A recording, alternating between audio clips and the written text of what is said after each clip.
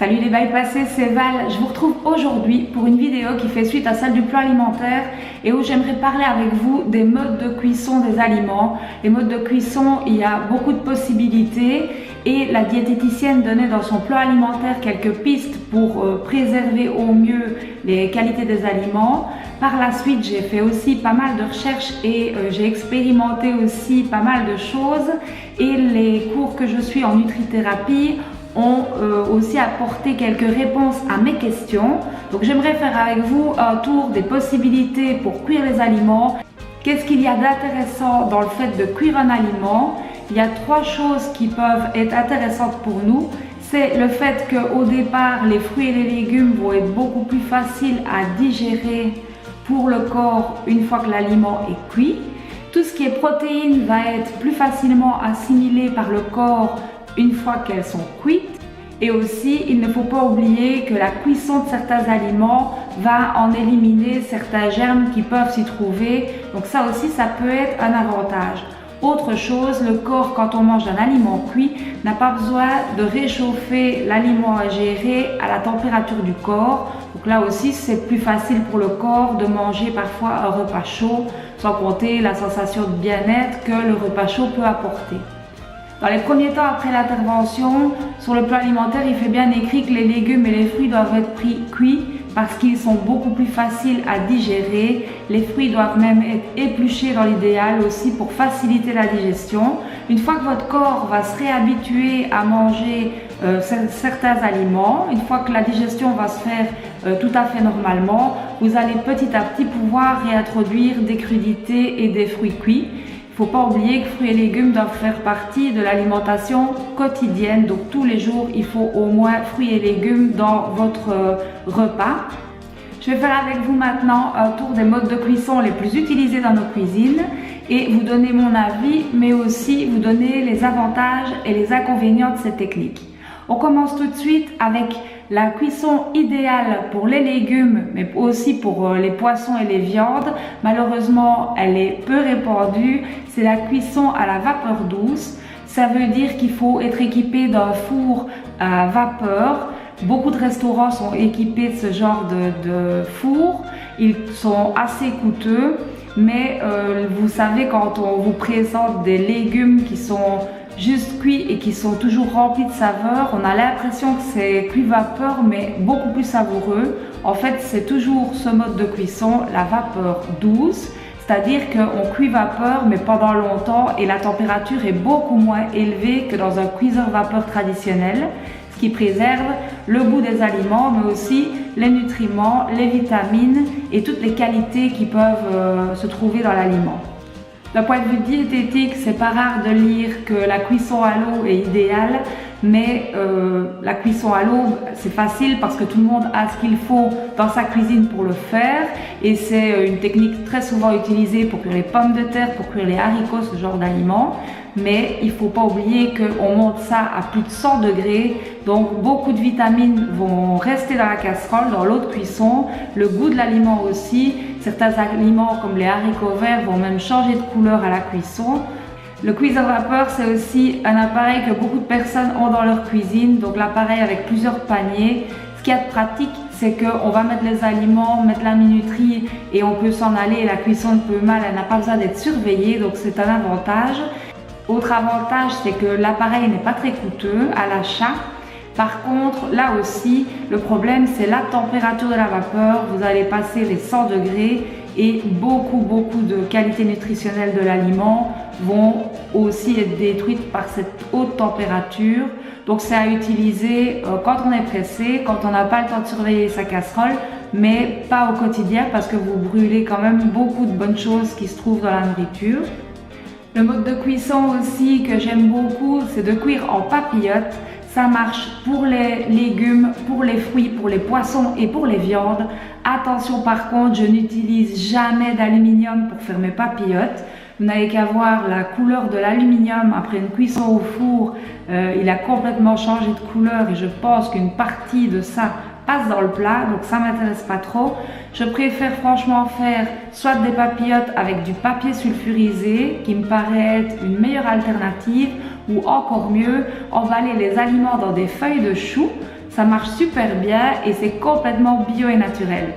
La cuisson à la poêle, c'est aussi quelque chose de très répandu dans notre façon de cuisiner. Personnellement, j'ai remplacé mes poêles en téflon, revêtement téflon, par une poêle en céramique.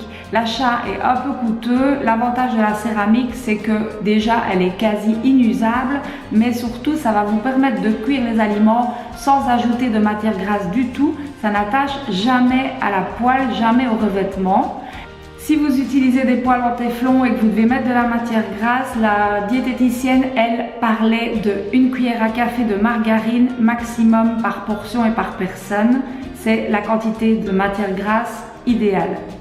La cuisson au four traditionnel, ça peut être une bonne option pour cuire les poissons, les viandes et les légumes. L'inconvénient de la technique, c'est simplement que c'est souvent assez long. Il y a le temps de préchauffe du four, plus les temps de cuisson qui sont vraiment allongés. Donc ça permet de ne pas cuisiner trop gras ou de cuire dans le jus de cuisson de l'aliment lui-même. Donc ça a vraiment des avantages côté goût. Mais pour moi, l'inconvénient, ça va être le temps. On n'a pas toujours le temps, 1 heure devant soi pour cuire le repas du soir. Donc ça, c'est à utiliser plutôt les week-ends ou quand on a un peu plus le temps. Je vous parle maintenant du wok, c'est donc issu de la cuisine asiatique et ça a fait vraiment une entrée importante dans nos cuisines ces dernières années. Le principe du wok, c'est pas du tout de faire mijoter, c'est de cuire à feu très vif avec un peu d'huile à la base, donc de l'huile d'olive de préférence ou de l'huile d'arachide qui peut monter haut en température. Ça va être très peu d'huile et une cuisson rapide. Il ne faut pas oublier qu'en wok, on doit vraiment servir les aliments croquants. Si c'est du poulet, il doit évidemment être cuit, mais tout ce qui est légumes doit être croquant pour préserver une bonne partie des vitamines et nutriments de l'aliment. Je vous parle maintenant des fritures. C'est vrai que côté goût, c'est vraiment le top du top. Tout le monde trouve les frites délicieuses. Je suis en Belgique et la frite, c'est vraiment une institution. J'ai décidé de virer ma friteuse après l'opération. Je trouve qu'il y a assez d'occasions de manger des fritures à l'extérieur en accompagnement d'un plat, par exemple au restaurant ou en extérieur. Alors, la friture, ça va forcément monter l'aliment à très haute température et ça ne va rien laisser du tout que du gras et des calories. Évidemment, côté goût, ça va être super savoureux, ça va être très bon. Donc on mange ce genre de choses pour se faire vraiment plaisir. Mais côté nutritionnel, il n'y a plus rien de bon là-dedans. Il faut aussi être prudent par rapport aux huiles utilisées. Les seules huiles qui tiennent le coup et qui ne changent pas trop, qui ne se modifient pas trop à très haute température sont les huiles d'arachide et d'olive. Donc elles sont plutôt à privilégier. Et la friture, ça doit rester quelque chose d'occasionnel. Donc 1 fois tous les 15 jours maximum. Et voilà, attention aussi, les frites au four, tout ce qui est préparation frites, mais à mettre au four, c'est à mettre exactement dans la même catégorie que les fritures parce que ça a été évidemment pré-cuit à l'usine dans de l'huile. Donc ça ne change rien du tout le fait que vous le réchauffez dans le four à la maison. Les qualités nutritionnelles et le nombre de calories et de gras dans l'aliment sera le même au final. Donc se donner bonne conscience avec des frites au four, c'est pas non plus la solution. Il faut juste manger ça avec modération et à l'occasion pour se faire un petit plaisir. Je vais vous parler maintenant du riz et des pâtes. Vous le savez, je les choisis le plus souvent possible complètes. C'est vrai que les temps de cuisson du riz et des pâtes complètes sont un peu plus longs que les pâtes et le riz basmati par exemple, mais qualité nutritionnelle c'est beaucoup plus intéressant aussi et ça va rassasier beaucoup plus longtemps.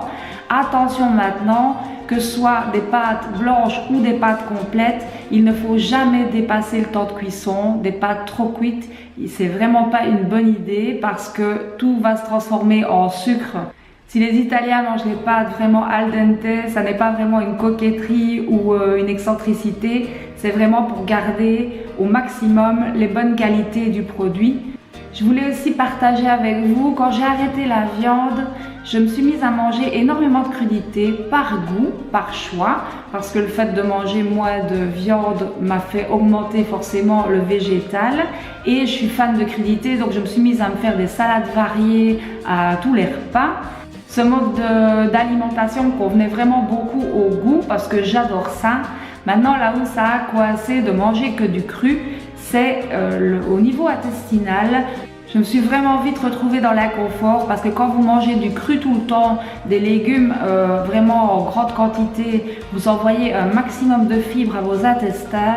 Mes intestins n'ont pas du tout aimé mon mode de fonctionnement et je me suis vite rendu compte que oui, c'est bien de manger cru pour préserver les vitamines, mais c'est pas non plus une solution que de manger que du cru.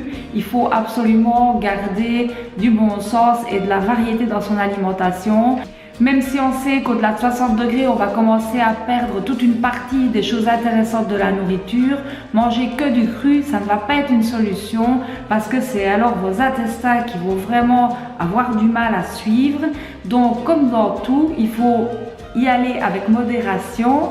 Il faut varier au maximum et les aliments, mais aussi les modes de cuisson. Il faut manger du cru pour prendre un maximum de bonnes choses dans le produit brut tel qu'il est à la base, mais il faut aussi manger du cuit parce que ça va aider à mieux assimiler les protéines, ça va aussi aider le corps à se réchauffer, à apporter du bien-être.